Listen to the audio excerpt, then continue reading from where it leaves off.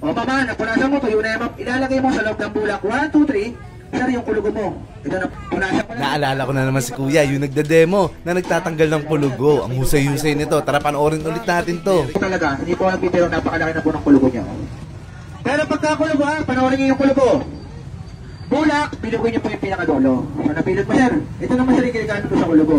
Babasahin mo siya, ilalagay niyo po sa pinakabahagi ng kulugo. Ayun lang po yung tamang paggamit. Ngayon sir, bigyan mo ako 2 minuto, tanggalin ko yung kulugo mo ha. Hindi lang po sa kulugo sir, lalong-lalo sa huwag ka magagalit yung mga words mo. Sir, pagka words, 5 seconds, kaya ko po tanggalin ngayon yan. Sir, yun dito mo, kung napapansin mo yung dito, mababa kung gagalit sir, hindi ko pinapersonal. Ito po, unang-una to.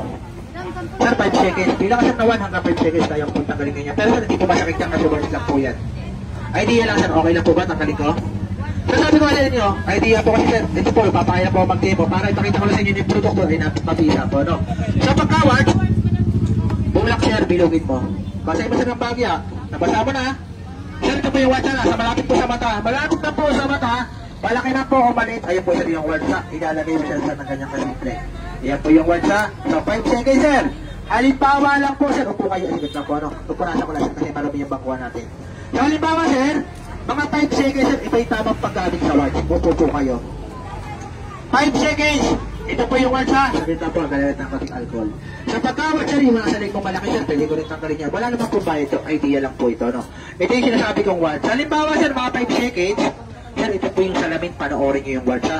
Actual ko po tatanggalin sir yung mga words. So halimbawa sir, 5 seconds, tanggalin nyo po yung bulak. Sir, dito kayo para makita nyo po yung words oh. Yan ha, ito yung words ha. Tutukan nyo mahigit isa yung po yung pagkakatawa sa sir yung idea. Punasan mo. So napunasan nyo po, di ba? Pero ipapaliwanag ko ay hindi po yung lunal kasi unang-una hindi po magtatanggal ng lunal. Punasan ko na sir, panatan mo na ko din balat. Ilagay mo sir sa loob ng bulak yung pinakabahagi ng words. And then 1, 2, 3. Sir, ito na po yung words mo.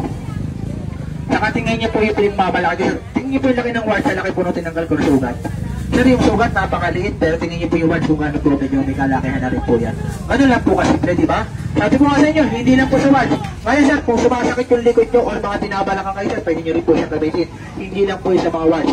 Kahit po sa mga pamumulikat. Ito sir, turo pala, huwag ka magagalit. Sa dalawa sir, 1 minuto, kaya ko rin po tanggalin ganyan. Pero wala kayo babayaran. Idea lang po yan. Kung gusto nyo sir, idea lang naman to. Ito lang po yung ginagamit ko. Ginamit mo sa words. Halimbawa po, mataas po uric acid, acidic, lalong-lalo nga po yung mga may vertigo or yung mga may insomnia. Sir, 1 minuto, kaya kong patunayan sir, yung mga pananakit ng katawan nyo, mabilis na po masolusyonan dito. Pero sabi ko sa inyo lahat, hindi kayo obligado bumili, hindi kayo obligado magbayad. Sir, papatunayan ko, napakabilis po masolusyonan yan. Idea lang po ito, no? Sir, gusto mo tanggalin ko yung 2 words po? Experience lang sir. Pagka natanggal ko sa yung 2 sir, pwede mo rin ipatanggal itong malaki na to. Oh. Malaki na po kasi yan, sir. 1 minuto lang sir, sabi ko kasi kaya ko tanggalin yung words ko. So, ganun salita ang pag-aaral kasi sir, hindi ko pinubos kasi sir. Marami po sir, nakapapansin mo. Ito po yung ginagamit ko sa words, ano? At sir, yun sa kabilang mata mo. Kung napapansin mo sir, pwede ba siya tanggalin, ano? So, ito yung kulugo. Sir, tayo kayo saglit. Ito yung kulugo, ha? Pag sinabing kulugo, sir, ito yung ginagamit ng iba dyan. Hinugupit. Yung iba, pinapaso na sigarilyo, inihiwa ng plate. Halimbawa lang po, 2 minuto, sir. Tingnan niyo po yung kulugo kung gaano kalaki yung kulugo. Pero actual ko tatanggalin yung kulugo. 2 minuto. Ay, yung ginawa ko, papaliwanag ko para makita nyo. Bulak, pinilo ko yung tulad ng bulak. Binasa ko po rito. So, nabasa ko, di ba? Saka ko po siya inilagay sa bahagi ng kulugo. Halimbawa, 2 minuto. Tatanggalin niyo po yung bulak. Unang-una, huwag niyo po itatapon to, itatabi nyo. Kasi sabi nyo, anong nangyayari sa kulugo? Nanganganak. Unang-una ma'am, hindi po pwede manganak ang kulugo. Kasi po nakakawa sa kulugo ma'am, yung tinatawag natin yung viral infection. So yung sinasabi kong viral infection ma'am, panoorin nyo ano. O mama, napunasan mo, tuyo na yan ma'am. Ilalagay mo sa loob ng bulak. 1, 2, 3. Sir, yung kulugo mo. Ito na po kagad yung kulugo mo. Tugo ng kulugo, kung makapagpastan nyo. Ano sa ng kulay ng, ayan po yung nakakawa sa kulugo. Hindi po siya nanganganak, bagos po dumadami yan. Ngayon, sir, tingnan nyo po yung nakakawa. Ayan po yung nakakawa sa kulugo. Yung tinatawag natin viral infection. Ngayon po, tingnan nyo po yung pagtanggalan ko ng kulugo ha. Ito po nga sa inyo dito, sir, masakit po ba? Masakit lang ano, kasi medyo malaki talaga.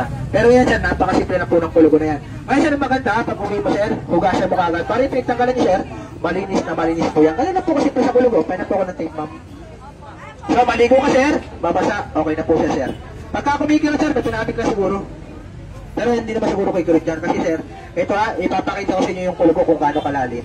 Sir, ito dito nakakawa, may papakita lang ko sa inyo ha. Sir, tingnan mo yung ibabaw ng kulugo po. Sige sir, dito nakakawa. Ayan po yung ibabaw. Ibabaw po yun ang kulugo ha. Pagka pinalitan mo, sir, tingnan mo yung ilalim. Tingnan niyo po yung ilalim ng kulugo, ano pong itsura. Diba? Tingnan niyo po, napakalaki po ng kulugo na yan. Pero sabi ko kasi yung 2 minuto, dinadaan po kayo dito, ha. Pero wala kayo binabayaran. Ay, sir! Pwede niyo pong ipalaminate magandang souvenir. Baka na lang po simple. Kasi sabi ko nga sa inyo, yung akin, mag-sample lang kayo.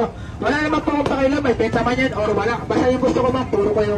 Lahat kayo pwede magpa-sample. So, hindi lang po sa kulugo, ha. Ayan, ulitin ko. Yung mga sumasakit yung likod, yung mga binabalakang kargado ng lamig. Pwede niyo po yung gamitin, sir. Masakit ang likod, sir, ano? Oh, sir, puro kahit lang po. Sir, ito ha, ako nga problema mo, baka inaangat mo yung braso mo, masakit 1 minuto, sir, tayo kong tanggalin ngayon yan. Pero, wala po kayong binabayaran.